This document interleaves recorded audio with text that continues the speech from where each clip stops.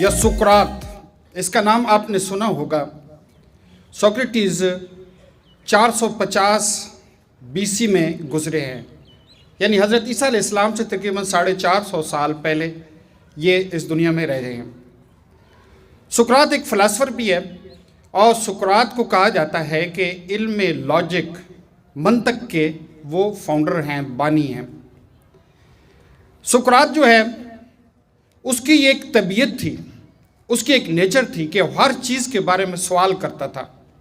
सवाल मज़हब के बारे में सवाल, राहिबों से, रब्बी उस वक्त यहूदी मज़हब था, उनसे सवाल करता था कि ये खुदा के बारे में, ये मुक़द्दस किताब के बारे में वो सवाल करता था।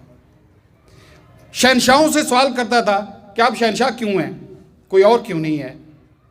ज़मींदारों, लैंड लॉर्डों से सवाल करता था कि तुम डेमी गॉड्स यानी ना खुदा क्यों बने हुए हो ज़मीन के ऊपर। लेकिन ये सवाल उसके किसी को अच्छे नहीं लगते थे और उसके सवालों का जवाब क्या देते, बल्कि पूरी सल्तनत उसके ख़िलाफ़ खड़ी हो गई। सवाल जो है, मैं आपसे कहूँ कि सवाल जो है एक बड़ी अहम चीज़ है और सवाल से लोगों को तकलीफ़ भी होती है और सवाल का जवाब देना बाज़ वक़्त मुश्किल हो जाता है। मैं आज अपने तालीमी निज़ाम को अगर देखता हूँ तो तमाम बच्चों को एक चीज़ तो सिखाई जाती है कि जवाब कैसे देना है, लेकिन शायद पूरे निज़ाम तालीम में ये नहीं सिखाया जाता कि सवाल कैसे करना है। हर चीज़ के बारे में सवाल करना, साइंस के बारे में, हर जो चीज़ आपके अलूम में शामिल है उसके बारे में सवाल पूछना, शायद ये हमारी नेचर में भी शामिल नहीं है और शायद हम ये सवाल सिखाते भी नहीं हैं, क्योंकि जब इंसान सवाल करना शुरू करता है तो उसका शऊर जाग उठता है। जब सवाल करता है तो उसमें इल्म और दानिश की एक महक पैदा होती है। सवाल से ही तमाम अलूम का आगाज़ हुआ। तो सोक्रेटिस को, सुकरात को इसकी सज़ा दी गई, उसको एक अदालत में खड़ा किया गया और मुकदमा चलाया गया।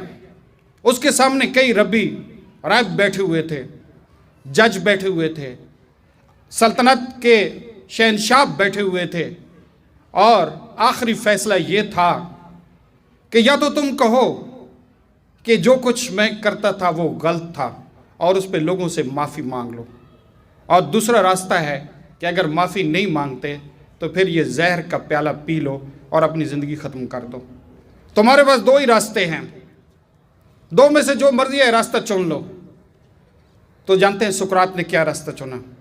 सुकरात ने कहा कि मैं हक़ के लिए खड़ा हुआ हूँ, सच के लिए खड़ा हुआ हूँ। अगर मैं ही आज हक़ से पीछे मुड़ गया तो फिर सदियों तक शायद हक़ के लिए कोई नहीं खड़ा होगा।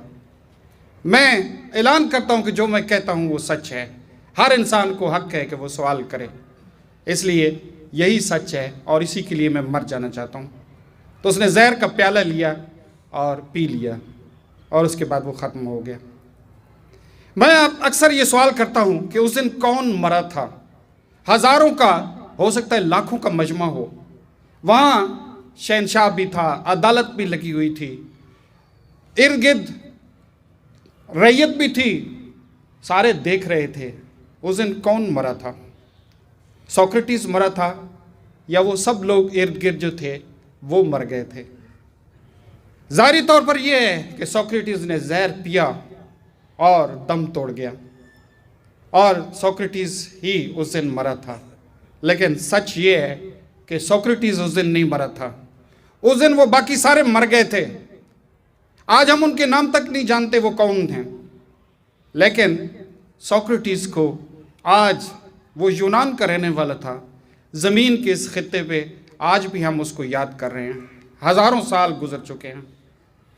इल्म दानिश और शऊर जहाँ भी होगा, ज़मीन के किसी कोने में भी अगर कोई इल्म की महक होगी, कोई शऊर होगा, तो सोक्रेटिस ज़िंदा होगा, सोक्रेटिस का नाम भी लिया जाएगा।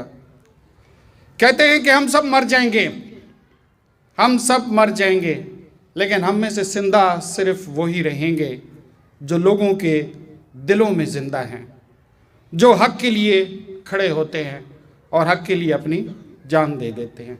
शुक्रिया।